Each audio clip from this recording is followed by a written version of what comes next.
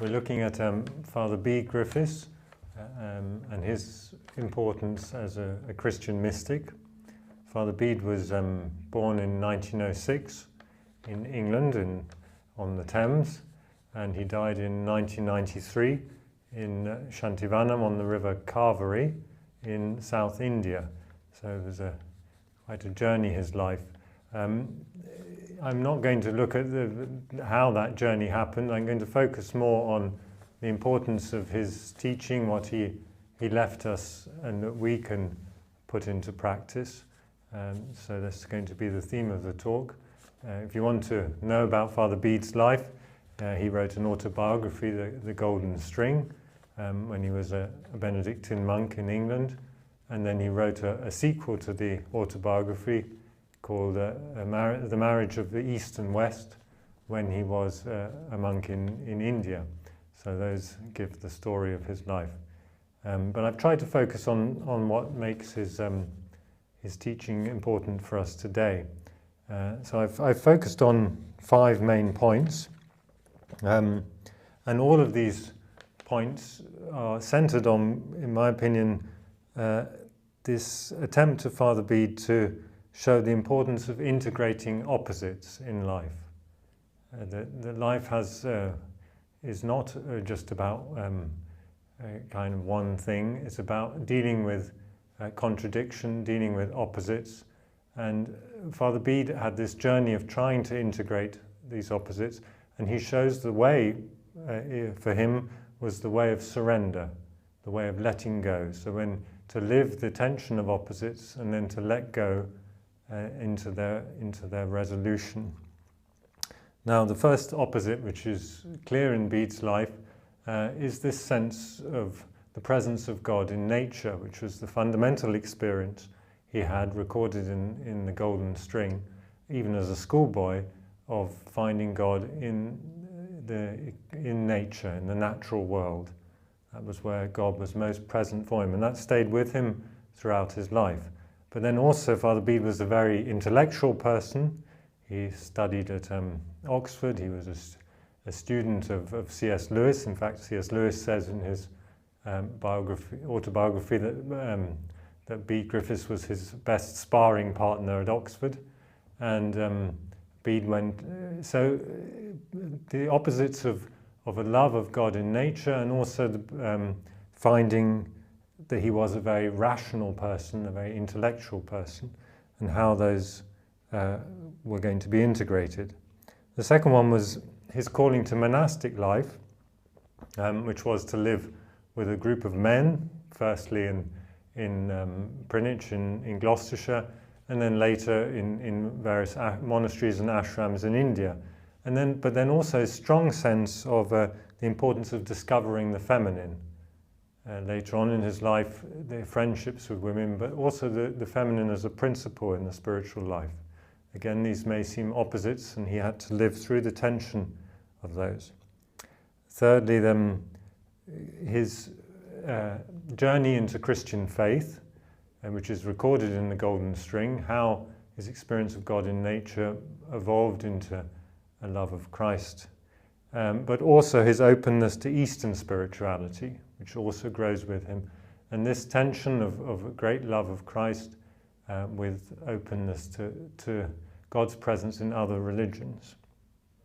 And then lastly, at the end of his life, is looking at the tension of religion and science. This is an old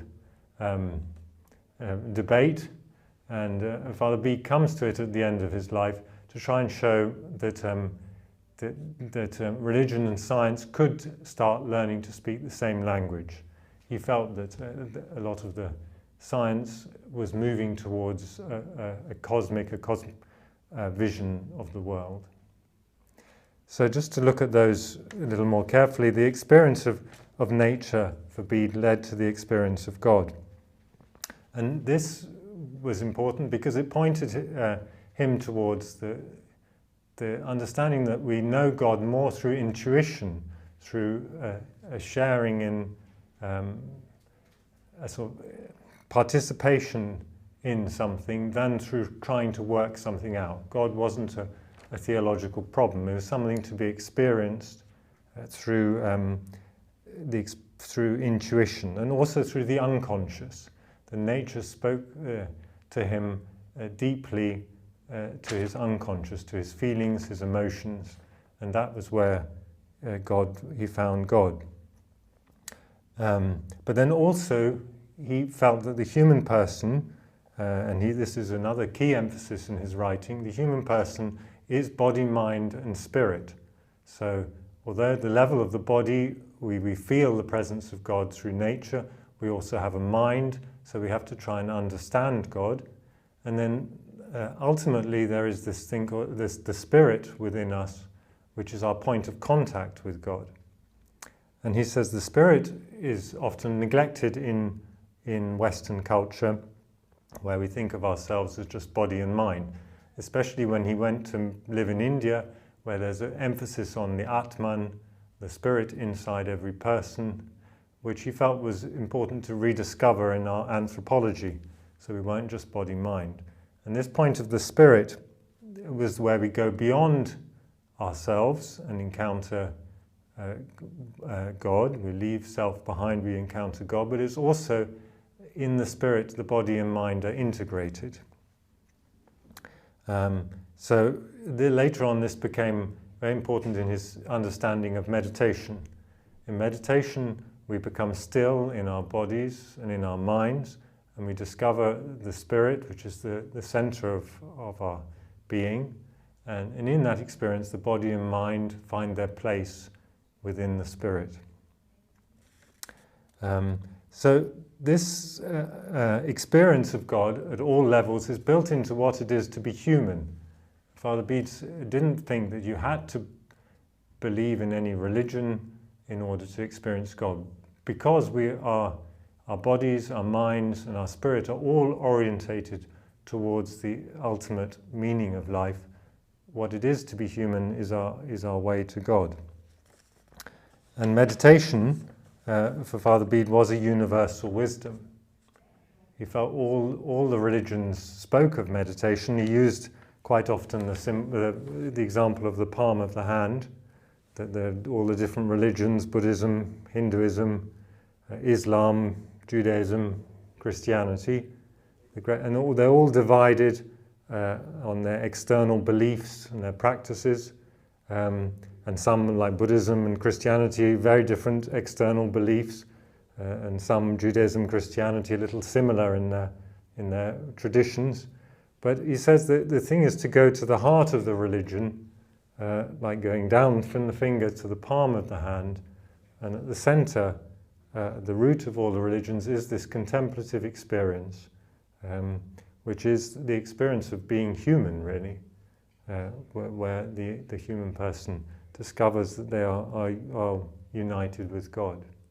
And out of that, all the religions are different expressions of that original mystical experience.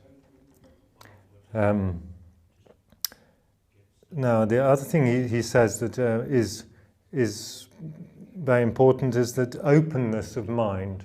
One of the problems of religion, because they are different on the surfaces, is we identify with a particular religion and we use that as a way of saying that we believe in one and not in others. But he said that the way of dialogue, we can still be committed to our faith, but in dialogue we're open to learning from others, and we're open to the insights which come from other religions. So depth of commitment and depth of contemplative experience should go hand in hand with openness and with a sense of there's always more to discover. There's a journey of discovery.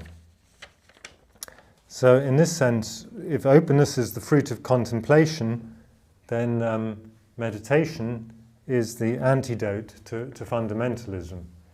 Fundamentalism, as we know, is a problem in the world today, where we can't be open to truth in its various forms. We only see it in one way, in this narrow-mindedness. And meditation is this opening up to a universal wisdom which is present in all religions. And we normally come to it through our own faith, but as we go deeper into our own faith, we become more and more aware that this is a universal path. So this is the wisdom which he points us towards is a integrative wisdom. It's about integrating truths. That's why I say that the journey is about integrating opposites, which can be, we feel the tension of different truths, and we sit with them, and we have to surrender to wisdom. We have to surrender the mind, the rational mind, which tries to work things out in terms of right and wrong, good and bad. We surrender that, and we open up to wisdom. And this wisdom for Father Bede is integrates the differences. And he felt this was the great insight of the mystical traditions, which was this, what in India they called non-duality, Advaita, which is the unity of all things. But Bede said that unity contained diversity. It wasn't a denial of differences. It wasn't a denial of the uniqueness of every person, the uniqueness of every religion. The unity contained all this opposites and contradictions even, but we could feel the harmony despite all that. And he said this gift of wisdom, this intuitive sense of the connection of all things, was, he felt, what he called the gift of the feminine. He said the masculine mind, which he'd been, and the whole way he'd been educated in the West, taught to make distinctions and arguments, and this acceptance of an underlying meaning was more of an intuitive wisdom which he learnt particularly in India. It contained the sensual, so that the rational mind is abstract, works in abstract thought, whereas this intuitive wisdom uses the body to come to an understanding. And it's non-dual, it doesn't separate different things, it sees things as connected.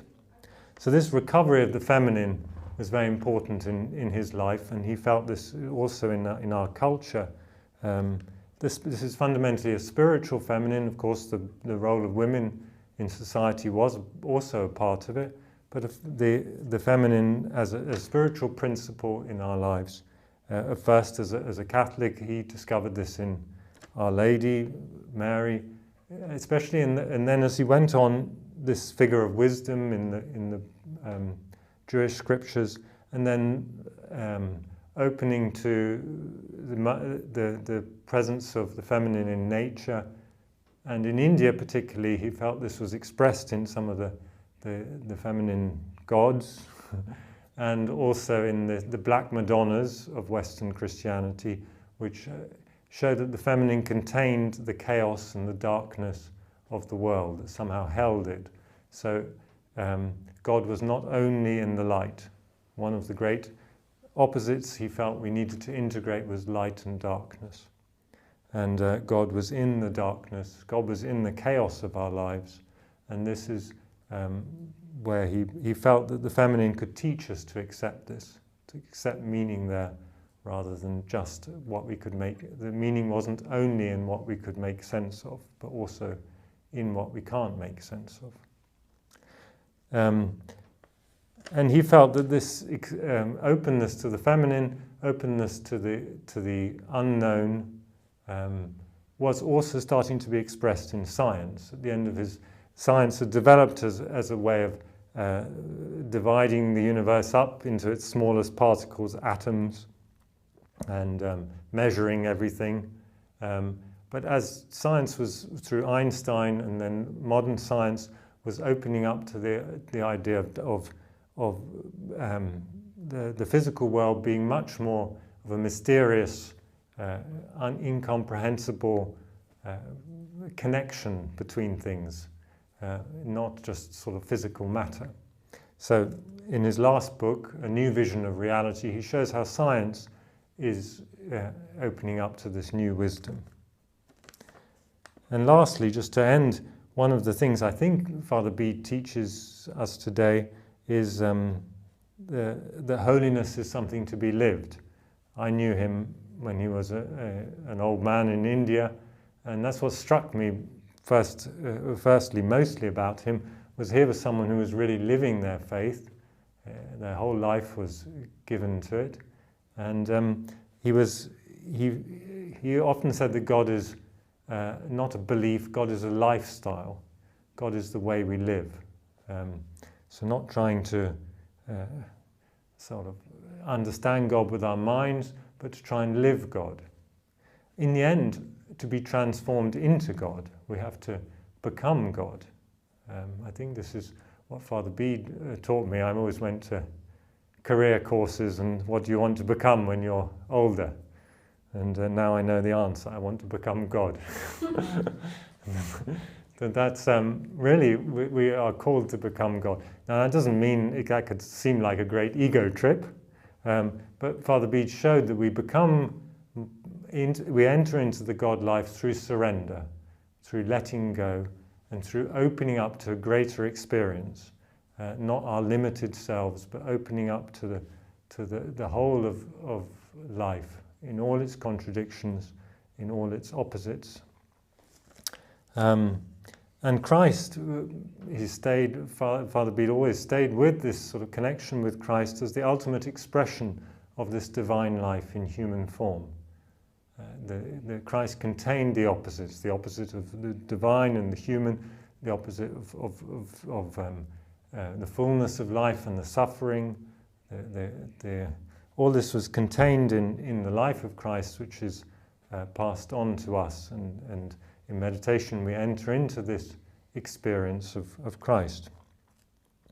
But we come to this through letting go. We don't come to this through achievement. We come to this through self-surrender. And ultimately, we come to this through love. Love is this opening up, this letting go, this surrender. And this act of love also is not an achievement. It's not something we do, but it's something that happens to us through our openness to life. That life itself, in all its difficulties and its joys and in its sufferings, if we are open to life, then we will be taught love. Love is the ultimate meaning of life, and we learn it through being open, being vulnerable, and being on a journey of discovery. And that Father Bede felt was the meaning of Christian discipleship, was this discovery of love through the journey, often difficult journey, sometimes wonderful journey of our human lives.